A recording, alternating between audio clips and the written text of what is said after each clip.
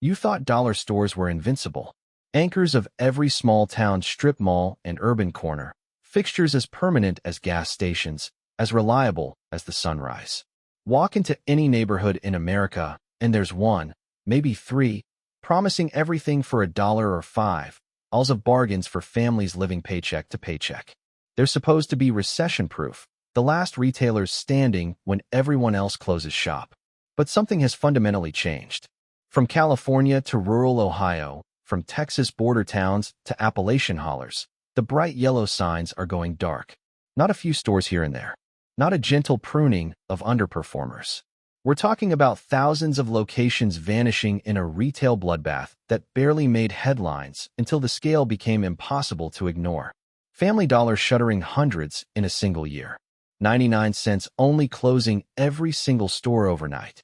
Dollar General retreating from communities it swore to serve. Big Lots collapsing into bankruptcy. This isn't about one chain struggling. This is about an entire business model breaking down. About the economic infrastructure of working-class America being quietly dismantled while the country argues about other things. 10 major dollar store brands are shedding locations across the country right now, leaving behind empty buildings, unemployed workers, and neighborhoods with fewer and fewer places to buy basic necessities. What you're about to hear isn't a business story. It's about what happens when the cheapest option disappears, when the safety net beneath the safety net gets pulled away, when communities already hanging by a thread lose one more thing they can't afford to lose.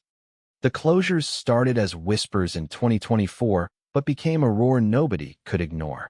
Family Dollar, the brand that promised to be there for families who couldn't afford anywhere else, announced it would close over 600 stores in the first half of 2024 alone, followed by hundreds more as leases expired throughout 2025. The parent company Dollar Tree admitted another 30 of its namesake stores would shutter as well. By late 2025, over 1,000 combined locations had vanished or were marked for liquidation. The blue and yellow storefronts that once anchored struggling neighborhoods simply went dark, windows papered over with going out of business signs that seemed to appear overnight. Then came the bombshell that shook the West Coast.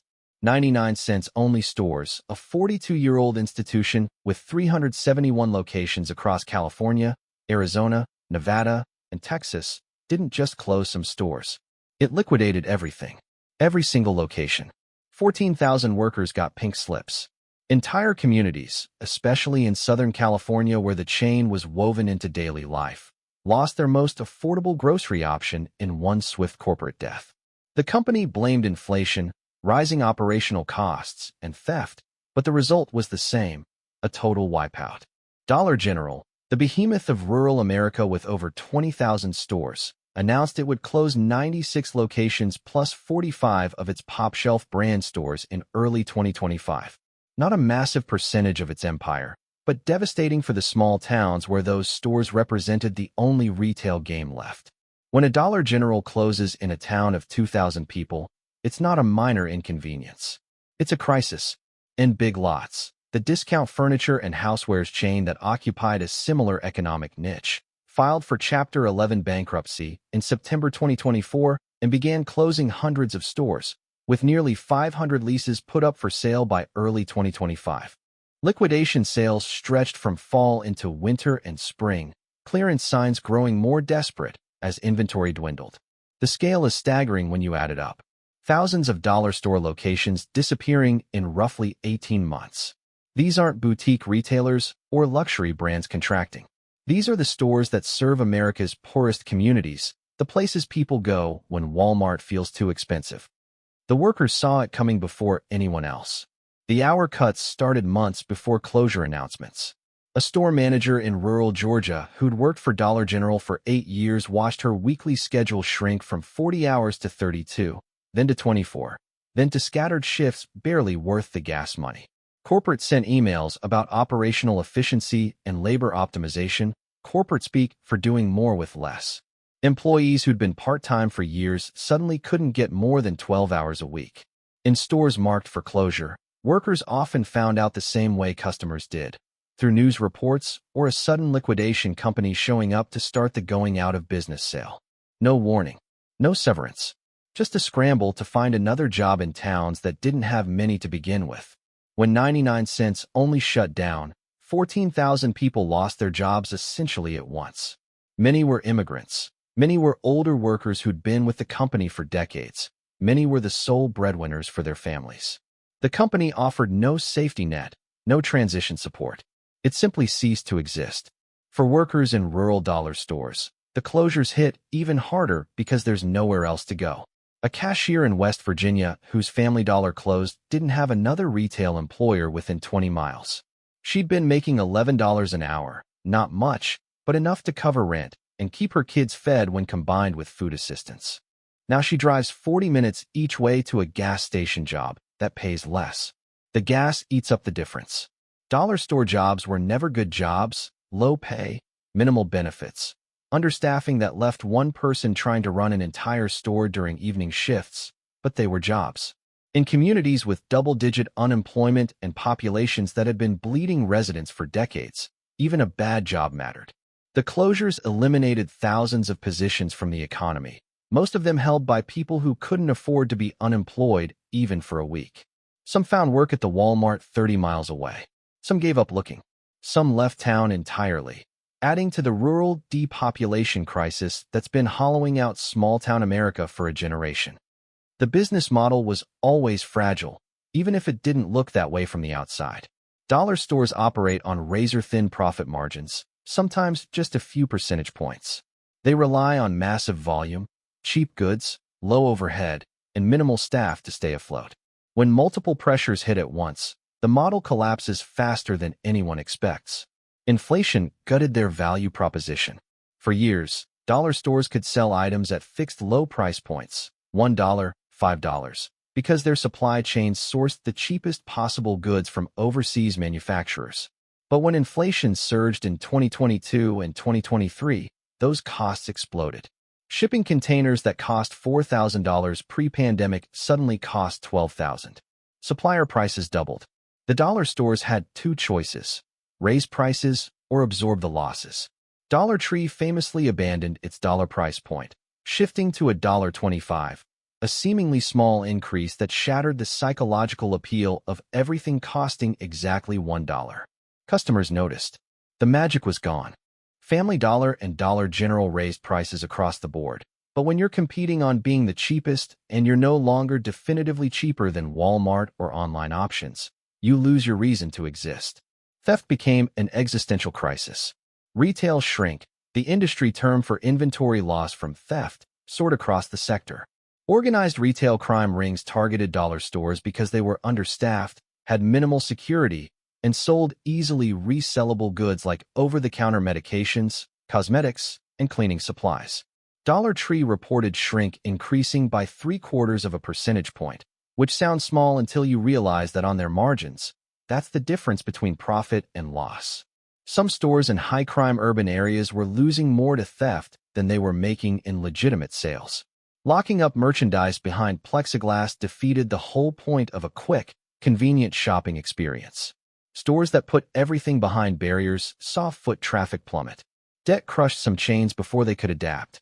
Dollar Tree took on billions in debt to acquire Family Dollar back in 2015, a merger that was supposed to create a discount retail powerhouse. Instead, it created a bloated, underperforming portfolio of stores that couldn't be integrated efficiently. Family Dollar's locations were often in rougher neighborhoods with higher operational costs and theft rates. By 2024, servicing that debt while dealing with inflation and shrinking margins became impossible. Closing 1,000 stores wasn't a choice. It was survival. The geography of these closures tells a brutal story about who gets left behind. Urban neighborhoods with already limited retail options lost their last affordable grocery store, creating or worsening food deserts where residents had to travel miles for basic necessities. A Family Dollar in South Los Angeles that closed in 2024 had been the only place within walking distance where elderly residents could buy canned goods and toiletries. After it shuttered, the nearest option was a convenience store charging double or a grocery store 2 bus rides away. For people without cars, without reliable transportation, these closures are catastrophic. But rural America got hit even harder. Dollar General had spent years expanding into tiny towns that Walmart deemed too small to bother with, populations of 1,500, 2,000, 5,000 people. These stores became essential infrastructure, the only place to buy food, medicine, cleaning supplies, diapers, everything. When they closed, residents faced drives of 30, 40, 50 miles to the nearest alternative. A single mom in rural Kentucky whose Dollar General closed now spends an extra 2 hours a week and an extra tank of gas per month driving to the next town over. That's money she doesn't have. That's time she can't spare. The ripple effects are subtle but devastating. School supplies get harder to obtain, so kids show up to class without what they need. Medicine runs out faster because it's harder to restock.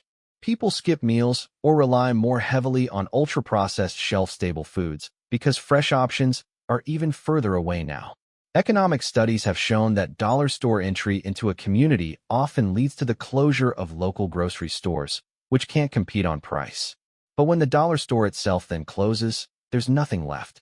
The local grocer is already gone. The community is in a retail death spiral with no bottom. Some towns are trying to fight back, using zoning laws to restrict new dollar store openings, hoping to preserve space for grocery stores and local businesses. But for towns that already lost those options, it's too late. The closures ripple through more than just shopping habits. They crater local tax revenues. A shuttered dollar store means lost sales tax, lost property tax if the building sits vacant, lost income tax from the workers who got laid off. For small towns running on budgets already stretched to breaking, losing even one major retailer can mean cuts to police, fire, road maintenance, schools. The building itself often becomes a blight. Commercial real estate in struggling towns doesn't turn over quickly. A closed Family Dollar might sit empty for years, windows soaked over, parking lot cracking, becoming a magnet for vandalism and a visual reminder of economic decline. These empty boxes line strip malls across the country now, monuments to a business model that couldn't adapt fast enough. Community cohesion takes a hit, too. Dollar stores, for all their flaws, were gathering places, spots where neighbors ran into each other, where workers knew regulars by name. A retired teacher in rural Mississippi talks about how her local Family Dollar closing meant she stopped seeing people she'd known for decades because there was no longer a reason to go to that part of town, no longer a casual meeting spot. It sounds small, but in isolated communities, these informal social networks matter. They're how people check on each other, how information spreads, how loneliness gets held at bay. The closures also expose the deeper fragility of America's safety net. Families living on tight budgets can't absorb increased costs for basic goods. Food stamp benefits don't stretch further just because the nearest store is now twice as far away. Medicaid doesn't cover the gas to drive an extra 20 miles for medication. The assumption baked into public assistance programs is that there will always be somewhere nearby to spend those benefits. When that assumption breaks, the whole system starts to fail people in quiet but compounding ways. Some families are shifting more spending online, to Amazon or Walmart's website. But that requires reliable internet, a bank account or credit card for payment, and the ability to wait for shipping, all things that low-income rural households often lack. Some chains tried to pivot, tried to outrun the problems, but the fixes often made things worse. Dollar General launched an initiative to offer fresh produce in select stores, trying to rebrand as a grocer rather than just a junk emporium. It flopped. The stores didn't have the refrigeration infrastructure, the supply chains, or the customer base willing to buy wilted lettuce from a dollar store. The experiment cost money and delivered little return. Dollar Tree attempted a move upmarket with its pop shelf concept, bright, colorful stores selling items for $5 and under, targeting suburban moms instead of the urban and rural poor. It didn't catch fire. By 2025, dozens of pop shelf locations were closing because the suburban customer base already had plenty of options and didn't need another discount store, especially one that was just Dollar Tree with a fresh coat of paint. Family Dollar tried rebranding some locations with better lighting, cleaner layouts, wider aisles, an attempt to shed the reputation for being dirty and depressing. But lipstick on a pig doesn't fix underlying problems like debt, theft, and a collapsing value proposition. The renovations cost money the company didn't have and didn't bring in enough new customers to justify the expense. Some industry analysts suggested these chains should have invested more in e-commerce, building out online ordering and delivery to compete with Amazon and Walmart. But dollar store customers often don't shop online. They're buying what they need right now with whatever cash they have in hand.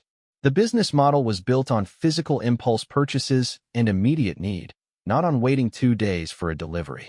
Besides, the logistics of delivering $3 worth of goods to a rural address while still making a profit are nearly impossible. Every attempted pivot ran into the same problem. The customer base is poor, the margins are thin, and there's no room for error. When a company like Target stumbles, it has the financial cushion to recover. When a dollar store stumbles, it closes hundreds of locations and hopes to survive. There's no innovation that solves the fundamental problem, which is trying to make money selling cheap goods to people who have almost no money. In an economy where the cost of doing business keeps rising and wages for the customer base stay flat. What the dollar store closures reveal, more than anything, is a deeper structural failure in how America has organized its economy and geography over the past 50 years. We built a system where entire regions and populations were left to fend for themselves, where the social safety net frayed, where local businesses were wiped out by big box chains, and then those big box chains decided certain areas weren't worth serving. Dollar stores filled the void not because they wanted to be heroes, but because there was a profit to be extracted from desperation. And now, even that marginal profit is disappearing. We're watching the end game of a decades-long experiment in unregulated retail consolidation and economic abandonment. The small-town general stores died in the 80s and 90s, killed by Walmart. Walmart then decided many small towns weren't profitable enough, so it closed hundreds of stores in the 2010s. Dollar stores rushed in to pick up the scraps. Now the dollar stores are retreating too, and there's nothing behind them. No fourth wave of even cheaper, even more desperate retail is coming to save these communities. This is the bottom. For millions of Americans, the closures are a daily confrontation with the fact that the economy has simply written them off. The infrastructure of basic commerce, the ability to buy food and soap and medicine without driving an hour, is being pulled up like scaffolding from a condemned building. These communities are being left to collapse in slow motion, and the dollar store closures are just one symptom of a much larger rot. The conversation we're not having is about what comes next. Do we accept that large parts of the country will become retail deserts where people simply can't access goods and services? Do we treat commerce as a public utility in some form, the way we do with postal service, ensuring that even unprofitable areas have basic access? Do we rebuild local economies from the ground up, supporting small independent stores and co-ops that can serve small populations sustainably? Or do we just shrug and tell people to move, to abandon the places their families have lived for generations because the market has decided those places don't matter? The closures are forcing the question. So far, we're offering no answers. 10 major dollar store brands shedding locations across America isn't just a headline about retail struggling. It's a seismograph reading of deeper fractures, economic, social, geographic, that we've ignored for too long. Family Dollar, 99 cents only, Dollar General, Big Lots, and others aren't closing stores because of bad management or temporary setbacks. They're closing because the equation that made them possible, cheap goods for desperate customers in underserved areas, has broken. Inflation made the goods less cheap. Theft made the operations unsustainable. Debt made survival impossible. And the customers, the working poor who kept these stores alive, are more squeezed than ever, with less money to spend and fewer places to spend it. The workers who lost their jobs aren't finding new ones easily. The communities losing their last nearby store aren't getting replacements. The buildings sit empty. The tax revenue disappears, the social fabric tears a little more. We built an America where millions of people depend on dollar stores to survive, and now we're pulling that option away without offering anything in its place. This isn't about nostalgia for cheap shopping. It's about what kind of country we're becoming, one that effectively creates internal economic refugees, people living in places the market has decided aren't worth serving, people who can't afford to leave and can't afford to stay. The dollar store closures are a symptom. The disease is an economic system that's abandoned entire populations and geographies in pursuit of efficiency and profit. We're watching the poorest Americans lose their last affordable option, and the response has largely been silence. That should terrify us. What's your story? Have you watched a dollar store close in your town? What filled the gap? Or did nothing fill it at all? How far do you have to drive now for things that used to be 5 minutes away? These patterns aren't just numbers on a closure list. They're real lives being rearranged, real communities being hollowed out. Tell us what's changed where you live. What disappeared first?